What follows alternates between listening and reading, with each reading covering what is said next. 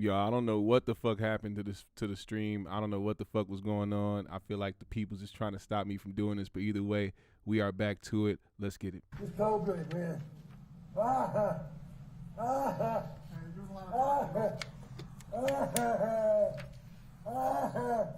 I love you. I can't do nothing. Yeah, GMS is on their way. My face is gone. I can't breathe, man. Please. Please let me stay in. No. Please, man, I can't breathe. Get up on the sidewalk, please. One side or the other, please. My face getting bad. Here, should we get his legs up? Oh my God. Nope, just leave him. Oh Just my leave him. God. Just leave him. Yep, just leave him. All right. I'm dead. The park's still sitting on the car there. Look at my face, man. How can you take, this illustrates how you can take a single nanosecond of time in this arrest. You can have this testimony that he's pushing his body up to try to breathe, right? But when you look at the evidence compared to the rest of the evidence, what do you really see?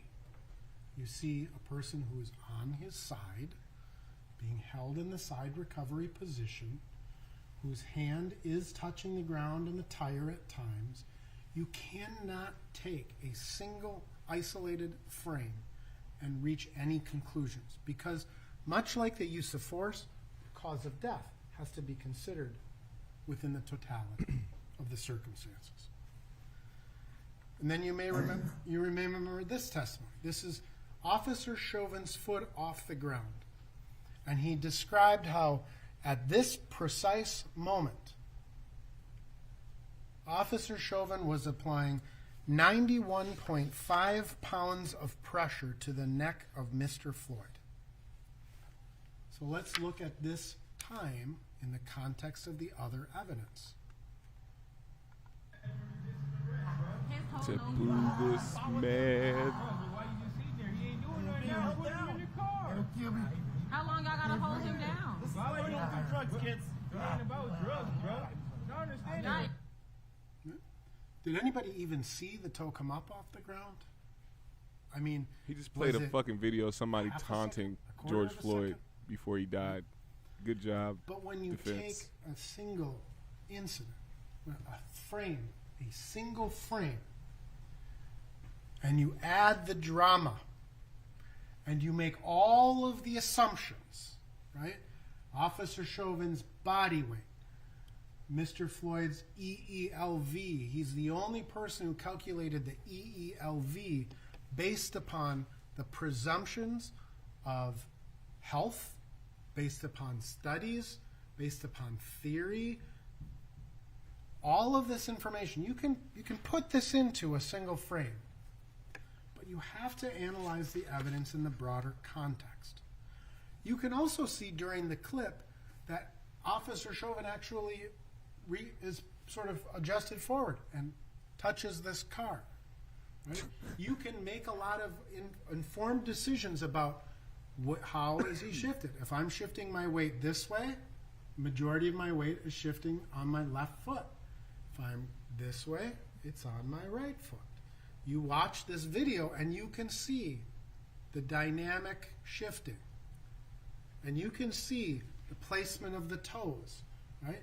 The toe tucked under helps an officer maintain his weight, or helps any person maintain their weight. But a toe flopped over to the side, it's a little harder to balance. You cannot take a single frame and draw conclusions. You have to look at the totality. And remember, he said he spent 150 hours analyzing this tape. His entire testimony is filled with theory, speculation, assumption. Do not let yourselves be misled by a single still frame image. Put the evidence in its proper context. As he's taken clips this entire fucking We have time to talk about and the used clips the toxicology. entire time. He hasn't Again, played the whole video Not like he's been suggesting trying to say. that this was an overdose death, right? It's a multifactorial process, as Dr. Baker said. So we have to look at what role does the toxicology play in this case. And you need, because again, we had Dr. Eisenschmidt who testified that he found that the levels of fentanyl and methamphetamine were more consistent with this DUI population. But what do we know about the actual toxicology? There were 11 nanograms per milliliter of fentanyl and 0.19 nanograms of methamphetamine. Those are the principal two findings. And additionally, what we know is that the byproduct of methamphetamine, which is amphetamine, was not reported at the levels. Doesn't mean it wasn't technically there, but it was not reported. So it's below threshold reporting values, which signifies that the methamphetamine use was recent. Hence, in Dr. Baker's death certificate, he included the recent methamphetamine use because there was no amphetamine. The history of Mr. Floyd's use of controlled substances, it is significant. It's not a character problem. Millions of Americans suffer from the opioid crisis, right? I mean, it is a true crisis that this country Agree is with me, facing. please. Fuck it. But it is significant to understand the history, not just as much as the long-term history, but his long-term history provides us with insight on how his body physically reacts to methamphetamine or opioid use, I should say, opioid use within the context of a law enforcement encounter. We know from the testimony of Courtney Ross that Mr. Floyd struggled. We know he had been using controlled substances habitually for some time. We know that on May 6th of 2019, during an encounter with the police, Mr. Floyd ingested some controlled substances, said they were Percocets. He was startled by the police, like he was in this case. Officer drew his gun in that case too. And that resulted in a blood pressure of 216 over 160. I mean, that's not just high. That is skyrocketing high. We know from Miss Ross that in March of 2020, they purchased some pills that were supposed to be Percocets, an opioid. But they were clearly knockoffs. She described that. They were clearly knockoffs. She described how those pills made her feel. They kept her up all night, right? The introduction of the methamphetamine. We know from Miss Ross that in March of 2020, Mr. Floyd was seen for a drug overdose. She described how he felt in that instance. She said his whole body hurt. His stomach hurt. We know, based on, again, from Miss Ross, that he was clean and sober for some time while they were in quarantine. We know that Miss Ross again described taking about a week before a similar pill to the one that they had back in March. Kept her up again all night, right? She said she felt like she was going to die. We know, again, from Miss Ross, that those pills were purchased from Maurice Hall. She described going to a hotel. While Mr. Floyd went into the hotel, she was on the phone with him. She heard Maurice Hall's voice. We know Mr. Floyd was with Maurice Hall on May 25th, 2020. We heard from the store clerk, Christopher Martin. He described Mr. Floyd as being high. His responses were delayed, right? He may have been, standing around. He may have been standing up. He may have been able to have communications. But Mr. Martin clearly described him as being Don't be stupid. high. Don't be dumb. We heard from Shawanda Hill that when they got back into the car, right, they had a conversation for a few minutes, and suddenly Mr. Floyd fell asleep. All of these things become important. That had trouble. They had trouble waking him up. She called her daughter for a ride because they couldn't wake her up, wake Mr. Floyd up. They couldn't keep him awake.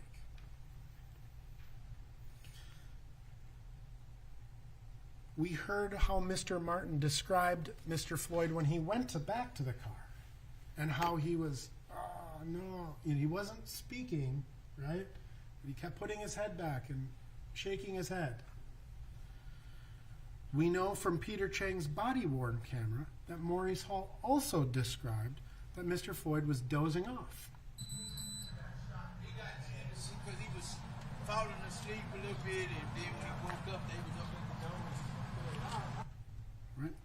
We know that whether Mr. Floyd was chewing gum while he was in the store, we can also see he was eating a banana. Right? He bought a banana.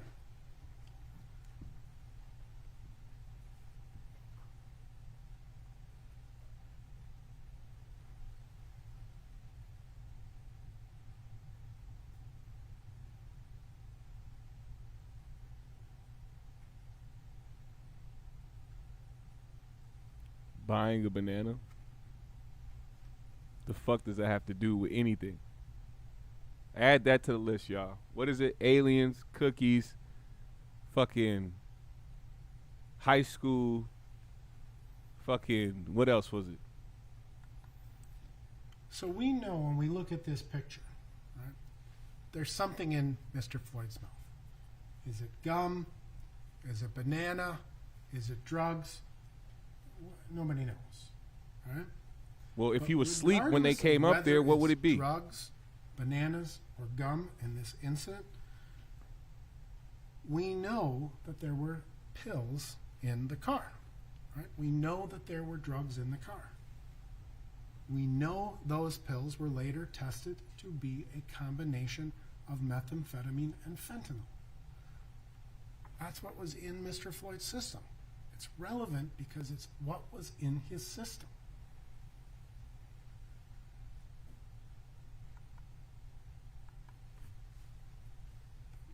These are the pills that were found.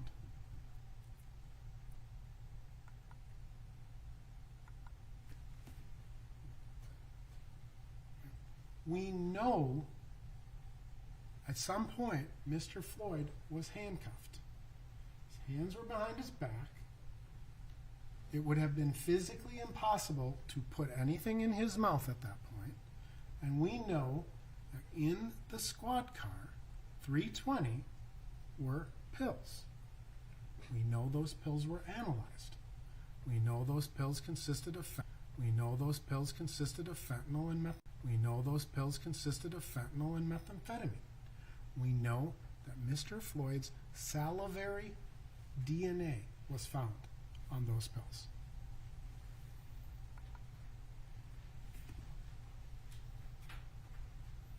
How much fentanyl does it take to kill?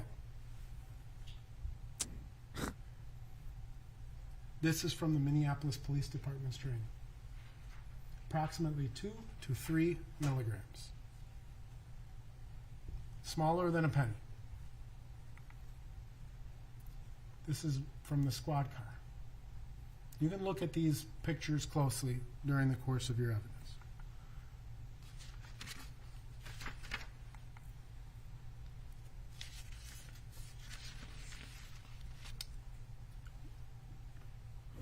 There is a video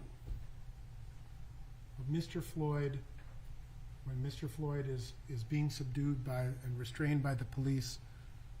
Mr. Maurice Hall reaches into his bag. He's looking through the windows. We watched it. And then he throws something. Right?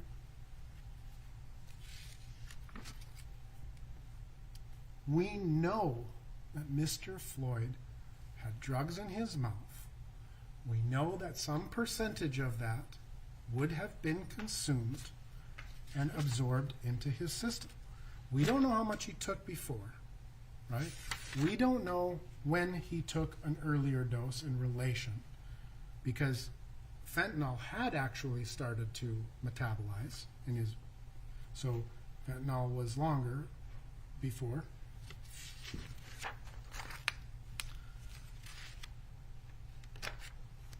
For the medical experts to minimize the timing and the amount of illicit drugs that were found in Mr. Floyd's bloodstream, it is just simply incredible to me. It is incredible to me. Every single doctor testified that relevant to that the absence of signs of fentanyl overdose weren't present because he was alert, he was talking. But it ignores what Shawanda Hill and Maurice Hall says, right? That he was all of a sudden asleep and difficult to wake up. It ignores the fact that the combination of these two drugs, methamphetamine is a powerful stimulant. Fentanyl is a powerful sedative. They use it for surgeries. Every single doctor dismissed outright. No, nothing about this case. Well, it was only 0.19 nanograms per milliliter.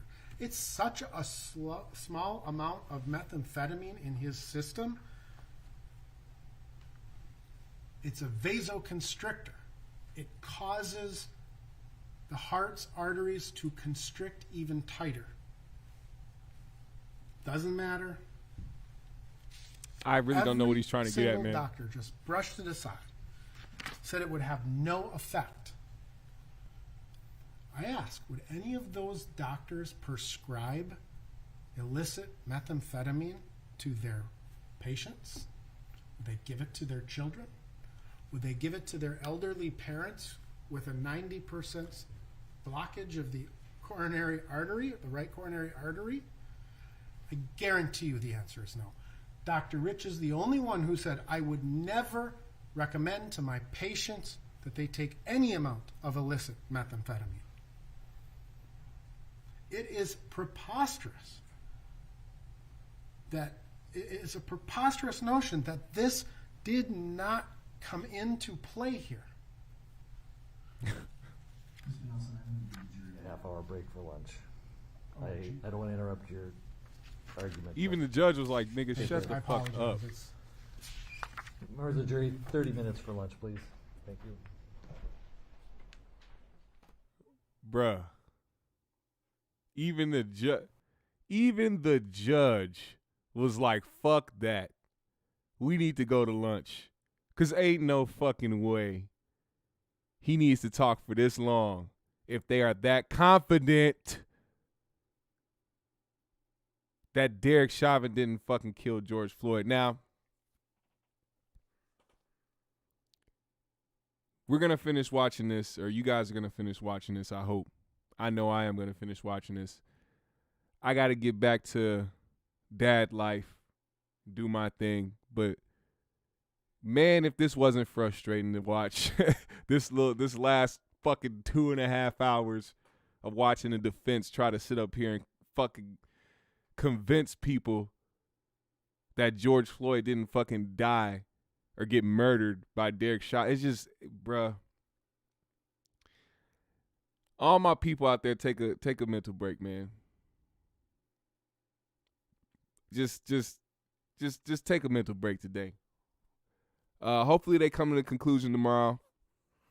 I would love to have that conclusion be favorable because if it's not, man, I'm telling you right now, the 420 episode is not happening. The 420, the special episode I got planned is not going to happen tomorrow if they come to a conclusion tomorrow and if it's a conclusion that is not favorable to George Floyd and his family and everything that they have went through over the past year. Yeah, man, I just really fucking hope that they do the right thing. I appreciate everybody for coming through, man, everybody in the comments. Everybody that stuck with me this long. This is the longest I've fucking streamed ever yet since we've been doing this shit. I promise this is going to be the only longest stream unless there's something crazy happening that I'm fucking doing, like a big-ass show special thing. But man, this really was a testament to y'all and how much y'all fuck with me, man. Everybody in the comments, man, thank you so much.